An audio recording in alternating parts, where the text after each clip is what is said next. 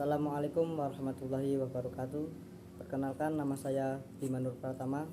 Kali ini saya akan membawakan materi tentang biografi Al-Kindi dan beberapa karya-karya Al-Kindi. Ya, langsung saja. Al-Kindi bernama lengkap yaitu Abu Yusuf Ya'qub bin Ishaq Asyabah bin Imran bin Ismail bin Asya Atas bin Qais Al-Kindi. Ia dilahirkan di Kufah tahun 185 Hijriah atau 801 Masehi. Ayahnya bernama Ishaq Asyabah. Ia adalah gubernur Kufah pada masa pemerintahan Al-Mahdi dan Harun dari Bani Abbas. Ia hidup bersama kedua orang tuanya, namun ayahnya meninggal ketika ia masih kecil. Ia dikenal sebagai filsuf Arab dengan karyanya mengenai filsafat, yaitu ada filsafat al-ula, filsafat dan filsafat lainnya. Keadaannya yang yatim tidak mengendorkan semangatnya. Dia tetap terus mempelajari berbagai macam ilmu di Kufah, Basrah, dan Baghdad. Dia memulai belajarnya dari ilmu-ilmu agama, filsafat, logika, matematika, musik, astronomi, fisika, kimia, geografi, bahkan sampai kedokteran dan teknik mesin. Ia menempuh pendidikan di Basrah, kemudian hijrah ke Baghdad yang menjadi pusat pendidikan dan ilmu pengetahuan saat itu. Al-Kindi tertarik untuk mencari hubungan nilai Islam dengan pemikiran filsafat Yunani. Hal ini tidak lepas dari pendapatnya bahwa nenek moyang orang Arab bagian selatan merupakan saudara nenek moyang orang Yunani. Dalam bidang penguasaan bahasa asing, Al-Kindi menguasai dua bahasa, yaitu ada bahasa Yunani dan Suryani. Ada yang mengatakan bahwa dia juga menguasai bahasa asing lainnya. Penguasaannya terhadap berbagai bahasa inilah yang telah membantunya menguasai berbagai macam ilmu dan menjadikannya sangat berpengaruh bagi Khalifah Al-Ma'mun, sehingga dia mengangkatnya sebagai penerjemah buku-buku asing yang dianggap penting.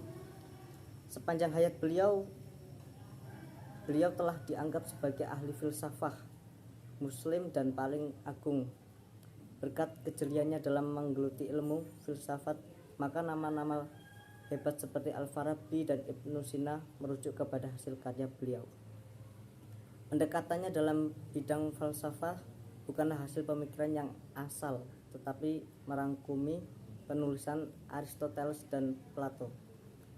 Karya-karya Al-Kindi dalam bidang astronomi antara lain kitab Al-Manzir, Al-Falakiyah, kitab Mahiyatul Falak, ada kitab Risalah Fisifatil, kitab Ishrab, dan masih banyak lain-lain.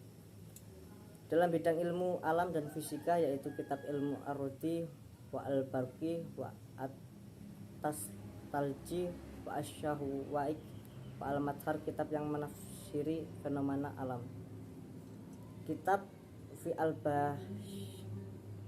Al-Basyariyat, Risalah Hizarqati As-Sama, kitab Fil Ajram Al-Khaisah. Dalam bidang ilmu filsafat yaitu kitab Al-Kindi Ilam Mu'tasim Billah fi Falsafah Al-Ula, tentang filsafat pertama di dunia. Kitab Al-Falsafah Al-Dakhilat wa Al-Masail Al-Mantiqiyah wa Al-Muqta wa Mafaqat Al-Tabiyah, tentang masalah-masalah logika, musik, muskil, serta metafisika dan filsafat yang diperkenalkan. Kitab Fi An-Nahwu La Tanalu Al-Falsafah ila Bi'il Al-Riyadiyah, tentang filsafat tidak dapat dicapai kecuali dengan ilmu pengetahuan dan matematika. Kitab Fiqh Aristoteles Fi Al-Maqulat, tentang maksud-maksud Aristoteles dalam kategorinya. Kitab Fi Ma'iyah Al-Ilm wa Aqsamihi, tentang sifat ilmu pengetahuan dan kelas, yaitu kitab Risalah Fi'lat Nafqad Dam. tentang hemoptysis, yakni batuk darah dari saluran pernapasan. Kitab Risalah fi Adat Al-Kalib tentang rabies. Bidang ilmu hitung dan logika yaitu ada kitab Risalah fi Al-Kamiyat Al-Mudhafah tentang jumlah relatif. Dan ada juga kitab At-Tajhid bin Jihad Al-Adad tentang keesaan dari segi angka-angka. Ada pula kitab Ikhtisar kitab Isyahu Jili Farfuris, sebuah kitab yang menerangkan tentang Ikhtisar Aisagoy Porpri pemikiran. Ada pula kali ini pemikiran ajaran Al-Kindi tentang keesaan Tuhan. Menurut Al-Kindi, selain didasarkan pada wahyu, keesaan Tuhan juga didasarkan pada proposisi filosofis. Baginya Tuhan tak mempunyai hakikat, baik hakikat secara juz'iyah sebagian maupun hakikat kuliah keseluruhan. Menurut pemikiran ketuhanan Al-Kindi, Tuhan merupakan pencipta segala wujud, menciptakan dari tiada sesuatu apapun termasuk mengenai gerak itu sendiri. Dan gerakan ini tergantung kemauannya beberapa kali akan digerakkan. Di sisi lain, untuk membuktikan keesaan tentang Tuhan, Al-Kindi mencoba membuktikan dengan berdasarkan pada Al-Quran, di mana keesaan Tuhan tidak mungkin disifati dengan apa yang ada dalam pikiran. Tuhan adalah keesaan belaka, bukan benda, bukan forma, dan bukan genus, bukan spesies, tidak bergerak, akan tetapi keesaan Tuhan hanyalah berlandaskan pada tauhid Islam yang menyatakan secara tegas bahwa Tuhan adalah Maha yang paling benar. Jika atau roh adalah salah satu pembahasan Al-Kindi yang dibagi ke dalam 3 daya, yakni daya nafsu, daya pemarah, daya berpikir. Al-Kindi juga membagi akal menjadi 3, yakni akal yang bersifat potensial, akal yang telah keluar dari sifat potensial menjadi aktual, dan akal yang telah mencapai tingkat kedua dari aktualitas. Tentang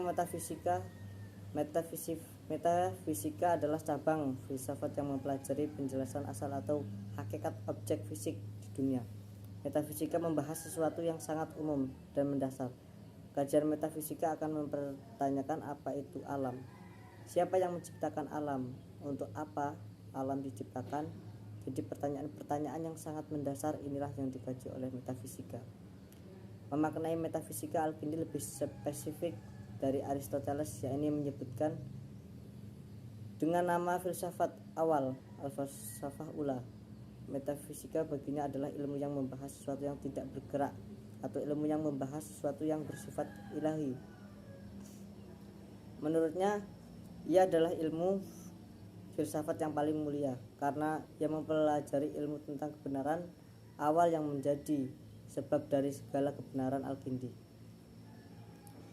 Al-Kindi juga menyebutnya sebagai ilmu sebab. Pertama, al-ilat al-ula. Alasannya karena semua cabang ilmu filsafat tercakup dalam disiplin ilmu ini, karena dia adalah awal dari kemuliaan, awal dari segala jenis, awal dari segala tingkatan, dan awal dari zaman, karena dia adalah sebab adanya zaman.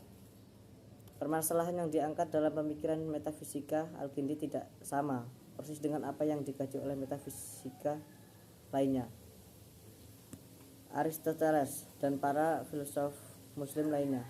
Isu yang dibicarakan oleh Al-Kindi terbatas pada pengklasifikasian wujud dalam semesta dan Tuhan. Metafisika Al-Kindi tidak hanya menyajikan sesuatu hal yang baru, tetapi ia senantiasa menempatkan dirinya sebagai lawan dari metafisikanya, filsuf Yunani, dengan memasukkan nilai-nilai Islam ke dalamnya. Tentang pengetahuan, menurut Al-Kindi, pengetahuan dibagi menjadi 2, yaitu pengetahuan panca indera. Pengetahuan panca indera, menurutnya pengetahuan hanya menggunakan panca indera mengenai yang lahir-lahir saja, seperti yang kita ketahui bahwa manusia memiliki 5 panca indera. Pengetahuan akal merupakan hakikat-hakikat dan hanya diperoleh jika manusia mampu melepaskan sifat binatangan dalam dirinya.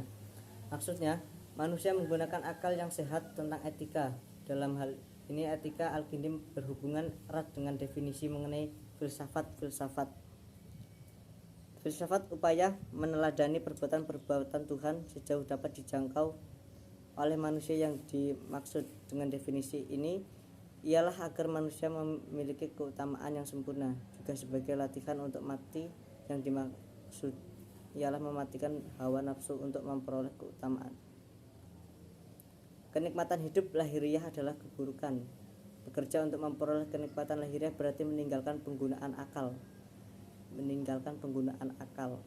Tentang filsafat dan agama, Al-Kindi mengungkapkan bahwa filsafat dan agama sama-sama menceritakan kebenaran. Filsafat yang paling tinggi adalah filsafat agama, sebab pada dasarnya ilmu agama dan filsafat merupakan dua hal yang saling berkaitan, sehingga manusia harus memahami keduanya.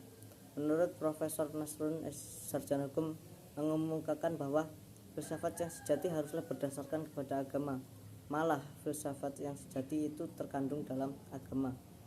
Apabila filsafat tidak berdasarkan kepada agama dan filsafat hanya semata-mata berdasarkan akal pikiran saja, maka filsafat tersebut tidak akan memuat kebenaran objektif, karena yang memberikan pandangan dan putusan adalah akal pikiran. Sedangkan kesanggupan akal pikiran itu terbatas, sehingga filsafat yang berdasarkan pada akal pikiran semata tidak akan sanggup memberi keputusan bagi manusia, terutama dalam tingkat pemahaman terhadap yang gaib antara filsafat dan agama. Memulai uraian di atas, kita bisa mengidentifikasikan bahwa pada mulanya terdapat perbedaan antara filsafat dan agama, terutama dalam hal eksistensi keduanya. Yakni filsafat berusaha menemukan kebenaran dengan berdasarkan akal manusia, sedangkan agama adalah suatu kebenaran yang berdasarkan wahyu dari Tuhan. Mungkin cukup sekian yang dapat saya sampaikan. Jelas banyak kurang dan salahnya, saya mohon maaf yang setulus-tulusnya. Wassalamualaikum warahmatullahi wabarakatuh.